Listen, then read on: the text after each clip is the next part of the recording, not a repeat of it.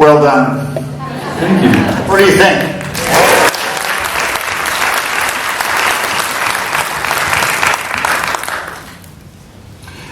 I lived for a long time, almost 10 years, in the counterculture this way. And Matteo asked me to tell one story. After my father died, I went back to Pennsylvania and was living on the family farm and trying to help out, and little by little fellow communards came out. Oh, Coyote's got a free place to live. Let's live there. So we were living there, and then after a while, my dad died well below broke. We got evicted. So my lover and I had pulled a 1937 trailer, fiberboard trailer, out of an old barn. And it had an oven and a gas mantle light in it.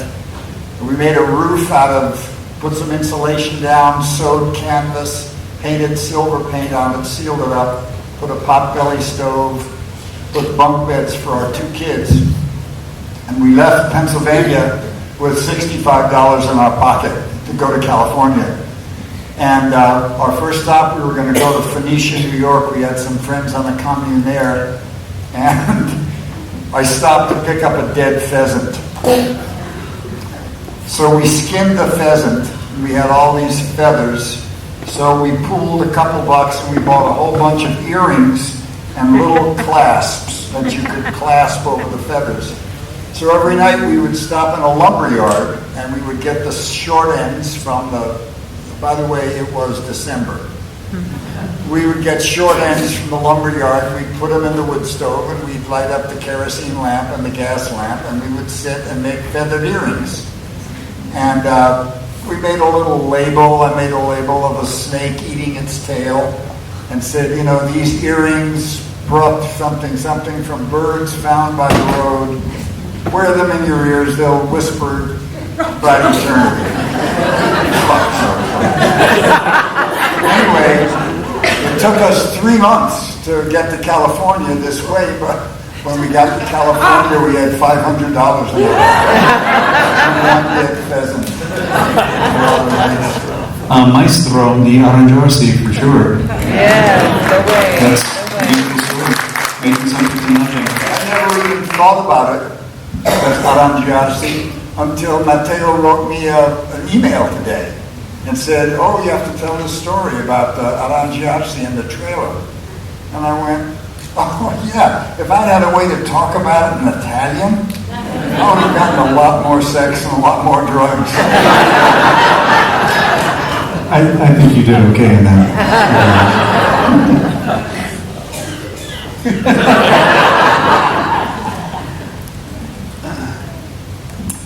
We're open for questions too, Are you still awake out there? I'll just say, one of the questions I used to get a lot is if you had a big crew, if you had a lot of money, if you had really good camera equipment, particularly audio equipment, or even a DP, somebody to film you, because I had to film myself, would you make this film over again? And my answer is always no, it wouldn't be the same film. If I wasn't living the film, if I wasn't arranging, literally not only my life, but also the making of the film, the Arrangiarsi wouldn't be as intimate, and I wouldn't be able to get those interviews that I did with those people. They trusted me, and I was there, and they saw my passion. If I came with a big, you've worked on, how many movies have you done? Over 100? 160. 160 movies. One thing that this film made me think about, we're very lucky in this little area of Northern California because slow food and organic food and farm to table has been growing and in operation since the 60s. When I first came to San Francisco in 63, there was one organic food store and you had to bring big sacks and buy it in bulk. But looking at this film, I got a whole different take on poverty. And what it made me think about is that we Americans are the impoverished people. We have lots of toys, but we don't talk about food the way the Italians talk about food. We don't take the cultural pride in our food generally. If you look at McDonald's, if you look at fast foods, if you look at what people will eat, That to me is a far more oppressive poverty than not having money. One of the greatest compliments I ever got. One of the greatest compliments I ever got was during the making of this film, actually, because what would happen is I would work my butt off. I would look at Esalen. I was a massage therapist for 18 years. I ran the sweat lodge ceremonies at Esalen. That was my job there. And I was also a gardener, and I would tree trim, and I'd do everything I can. I would save the money, and then I would go take the trip to Italy and spend it all on the filming. Then I would come back broke. And one of the greatest compliments somebody gave me, my friend from Denmark, came over to visit, and she said, Matteo, she goes, you're the richest poor guy I know in the world. You know, I think about it sometimes. It's like, I don't feel like a particularly brave person, but it never occurred to me to go from college to become an employee so that I could become a consumer. I used to be in this theater called the San Francisco Mime Troupe, and the Diggers came out of that mime troupe. And the Diggers fed 600 people a day with borrowed, begged food. And we created the first free medical clinic and the first free stores. And we wanted to bring everyone with us. And the whole point of a free store was to say, we'll give you the stuff for free. You don't have to become an employee. You don't have to give up your life to become a consumer. Now what do you want to do? And we tasked people with imagining a life that they wanted to live and then making it real by acting it out. And so when Matteo told me about this film, there was really no way, I mean, I didn't help him so much. We chatted a lot, but there was no way I could not support it because he was one of the few people that I'd met in this period of time that is actually ready to throw it all away and follow his authenticity. And that's something that I just can't help but respond to. Thank you. That's a very high compliment. Well, it is the art of making something out of nothing. It's the art of overcoming an obstacle, and that's one of the reasons why I did show the obstacles in the film. And to be honest with you, I think if there weren't any obstacles, the film isn't interesting. You were saying something that I completely lost it, so I got nothing. We must have some question for Matteo, really. Yeah. Oh yeah, there's someone in the back. There are only two basic pizzas. You know, they're very proud of them. But they make 30 or 40 different kinds of pizza. How are the sales in Naples today to the people who actually live there? Do they still sell the margarita and the basic pomodoro? Or are those minor sales volumes? Oh no, it's you just say, I'll have a bufala, and they know it's a margarita bufala, or marinara. They're very, very popular. Those are the two quintessential classic pizzas.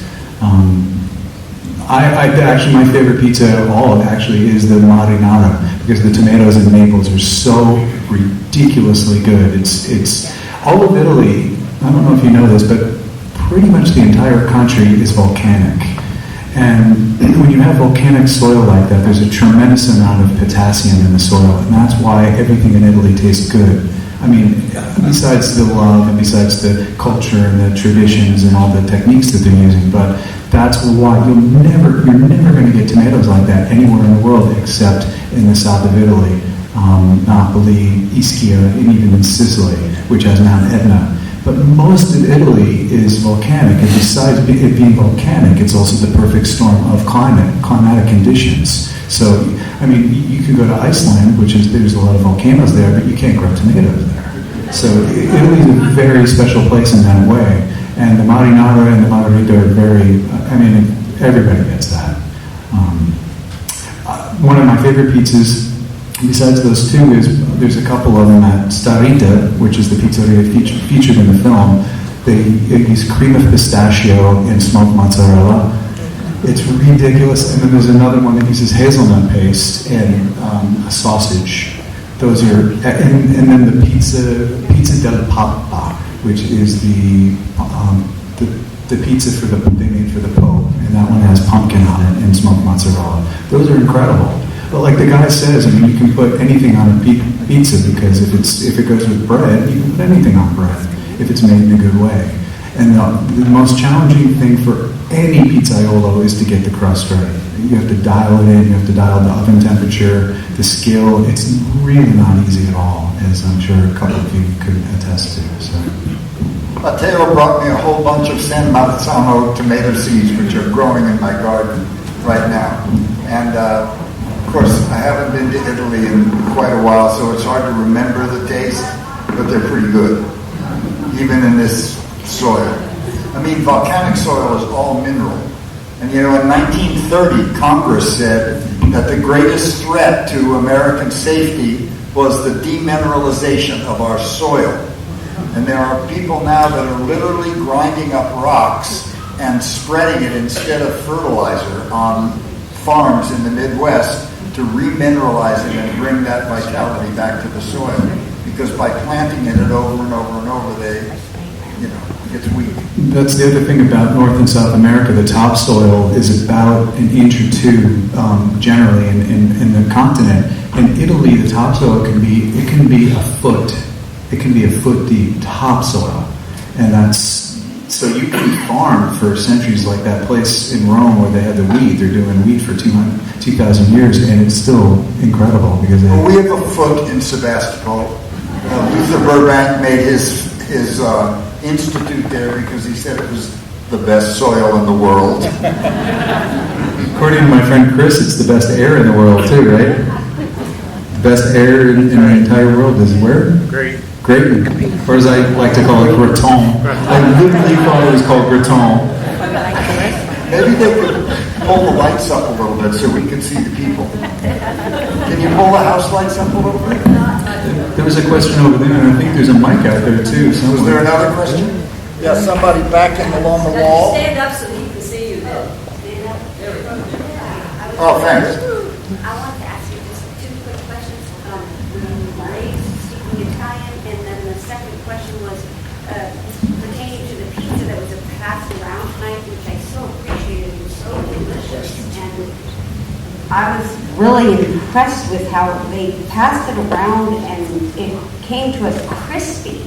And not just hot, but it was crispy. It was, I know he said it was organic, but I had never had that, and I was wondering if it was, it couldn't have been like Naples pizza from Naples, but how would you rate it? Well, so, how am I going to answer that?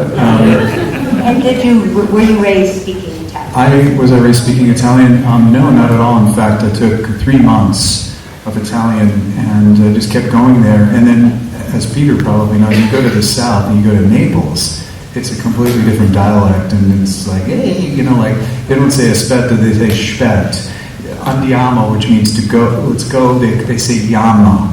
They don't say va bene, they say va bo. Oh my God, I can't even speak Italian, and now you're throwing this on me. So, but one of the things I learned was, and it wasn't so much faking it till you make it, it was kind of, when I was interviewing people and I didn't really understand everything they were saying, I would have to use my intuition. And that was a deep help, because I could feel what they were talking about, even though I didn't understand every word. And I knew, even though I didn't understand every word, that I would have gold. I could, you can tell. And so it forced me to use a different part of my being rather than just the mind that's computing and understanding the words. And in terms of the pizza, they brought me a pizza out there actually during the film, and I was pleased with it. The buffalo mozzarella I really liked. They had very good buffaloes. So, and it looks like they're going to do a screening over at the Osteria as well. We're going to have a family screening. So.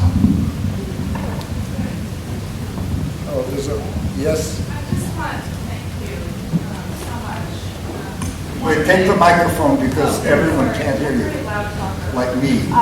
I just wanted to thank you so much for bringing this film. First of all, pizza is one of my favorite food groups, and I mean that most sincerely, because one of my first jobs was making pizza, and I made it this week even. And second of all, sharing your courage to go kind of against the grain of our society, which says, you have to do this to get here, to go there, to make this, and I love that you turned it all upside down, and you're very courageous to be living in a van, and really, though, I think it's amazing. Thank you so much. Thank you. I mean, I don't know, like I said in the film, the character says, I don't know what else to do with my life, so I just take one thing as, I just take it as it comes, and we're all going to die soon. All of us, we're just going to die soon. Might as well just do what you love and have fun while you're doing it, and really, I mean, after my parents died, it was like, it's a wake-up call. You're like, oh my God, I'm next in line. Right?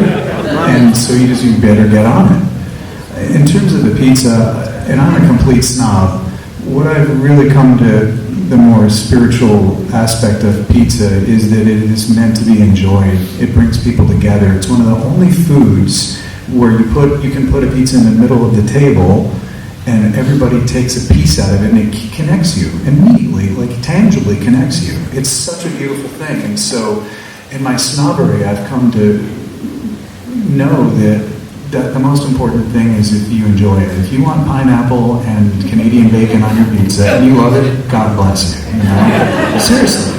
So I've gotten over myself with that, and I will say Naples is unparalleled. And the other answer is the energy of the city. It's the people there. There's something so indescribable, and that's why I wanted to show the crazy traffic and the dog montage and everything. You can't rush culture. I lived for 10 years in a Buddhist monastery, and my wife at the time was a tea ceremony student. And for 28 years, she studied Japanese tea ceremony.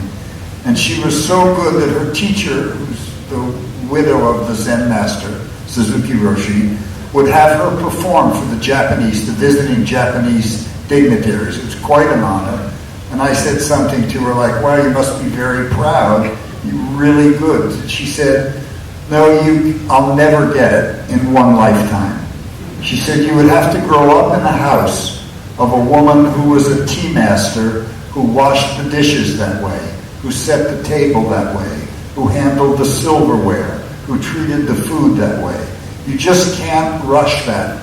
So when I was watching that film, and everyone was talking about the energy, and everyone was talking about the vitality, and everyone was talking about the kind of fluidity, I thought, yeah, you don't just get there. I mean, imagine getting on a bus in America and saying, I have no money. It's like, we have a ways to go to really join the human community, and one way to join it is by getting rid of most of your stuff and most of your concerns. The Pygmies have a mythology that once upon a time they had great cities and people could fly through the air and they had huge kingdoms. These are the Ituri Pygmies. And they said, we let them go because when you give part of your heart to things, you can't give all of your heart to people. And so it felt to me like the Napolitanos had everything in order. Now, do you see why he's here?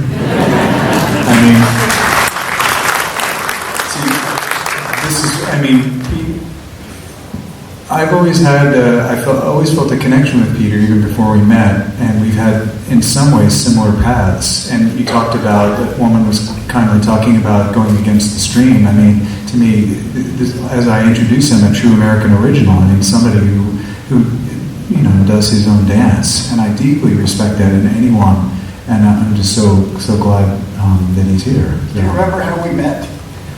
Yeah, I do. Yeah, I went backstage, I went to a play, and I saw Matteo in this play, and it must have been a long time ago. It was 2006, yeah. It was right before I got that letter, actually. And I just walked backstage to congratulate him and say, nice, and here we are.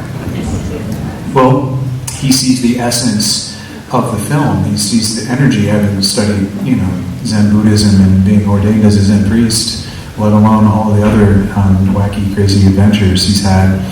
I don't know if some of you know this, but I believe your last name came to you in a peyote tiki ceremony, right? Yeah, I was 22. Yeah, and I mean, it's crazy. I mean, I've done my full share of those ceremonies and my full share of that medicine, and it's just really interesting to me how we're sitting here on stage. If only we had pizza to share. Somebody else? There's someone there. Has Naples seen the film? Naples has not seen the film yet. I have an executive producer, and I think we're going to go over in March, and we're going to do a free screening at the Castel Sant'Elmo, and I think we're just going to open it up to certainly all the lovely people in the movie, but also just give it away as a thank you. And that makes me feel really good. When I do screenings, I don't do film festivals anymore. I've done 3, and I don't really care to do any more. I wanted a good European premiere for the film, but I'm not running the show. I mean, my soul is running the show, but my ego wanted the premiere, and I don't know if that's going to happen. So we just make our own premiere. We arrange it, and it ends up being way more beautiful that way, and giving away the film for free instead of always being focused on money. And I mean, there's the reality. We do have to live. We do have to buy stuff and feed ourselves, but that's not my primary focus.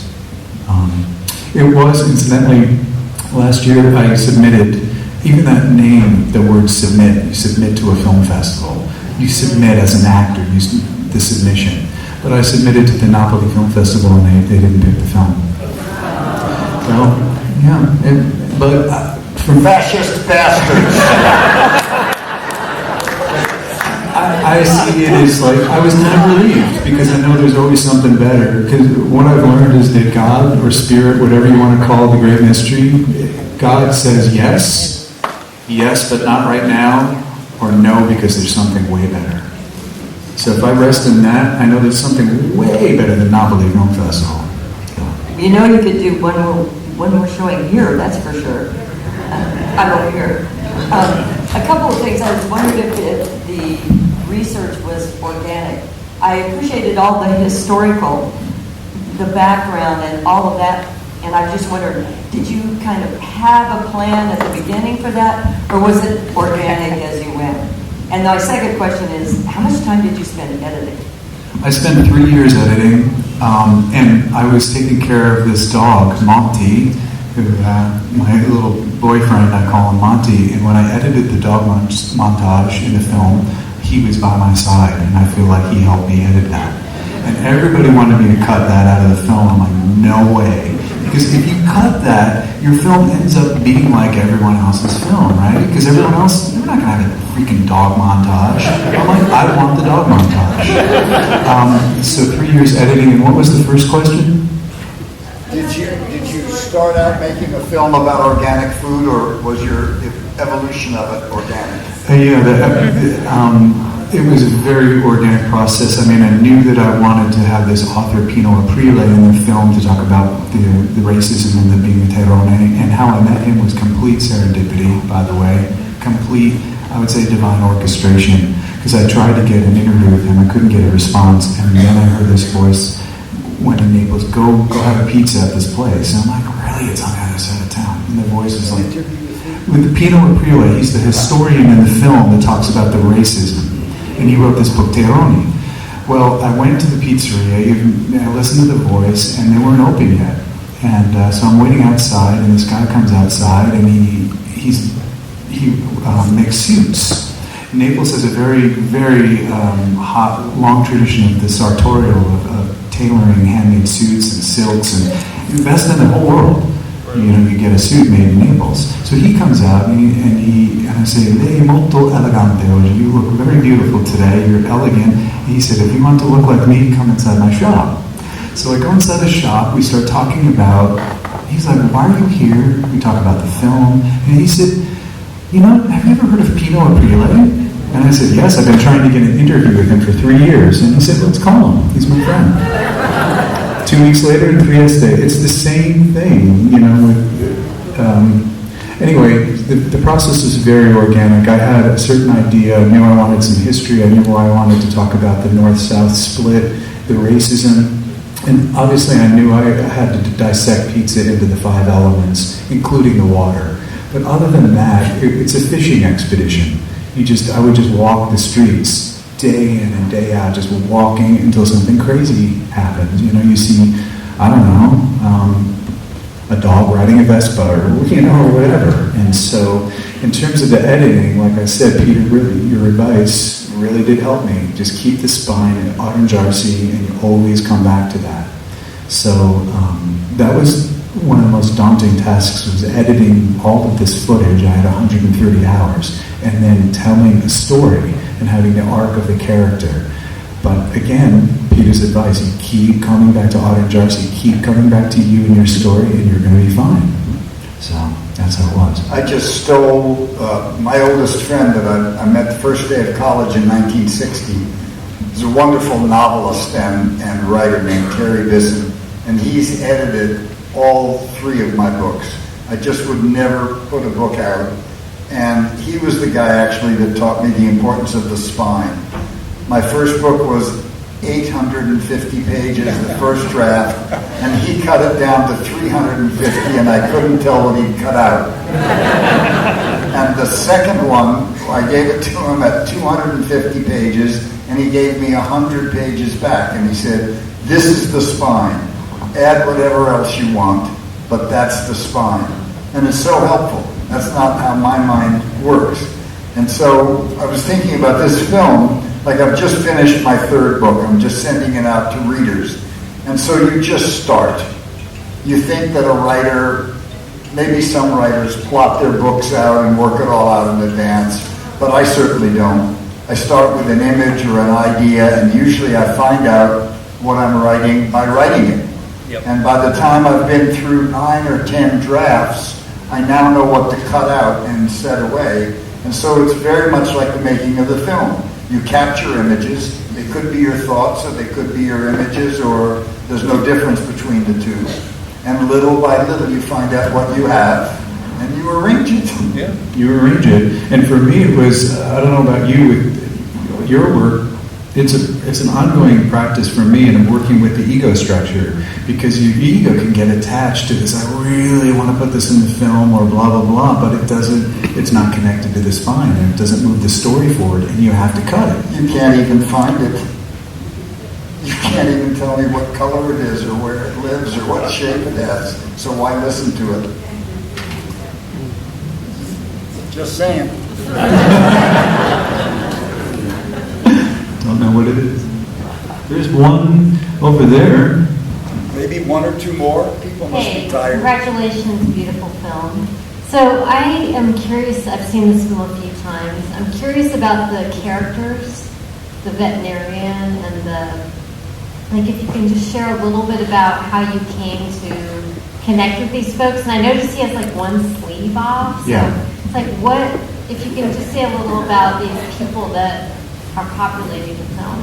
Thank you. I would just follow my intuition. The veterinarian, I was filming the buffalo mozzarella, and the veterinarian and the woman said, "Oh, you should meet Carlo. He's from Naples." And here comes this big burly guy with a beard. He kind of looks like a buffalo himself. And he's the veterinarian for the buffaloes, and he has the shirt torn off. And I asked him one of the most poetic questions of the film, "What is pizza?" And he gives me the most incredibly beautiful answer, and it was I knew that was going to be in the film. I knew that I had struck gold with that. And he also connected, without asking, he connected Arrangiarsi and pizza. Pizza is a form of it. So, but it was largely just on my intuition. The street artist, the guy with the blonde wig, Pepe, and the crazy. I saw him on the streets, and I'm like, "Oh my God, I love you. You've got to be in my film." And so I actually was a little clever. I set up my cards, because I sell my photo cards, which are out in the lobby for sale as well. Shameless plug. And I set up my cards next to him, and we were both arranging ourselves. When we were both taking a break, he came over and looked at the cards, and then I ended up following him around for, I think, 3 days. And to cut all that stuff from a character like that was very challenging.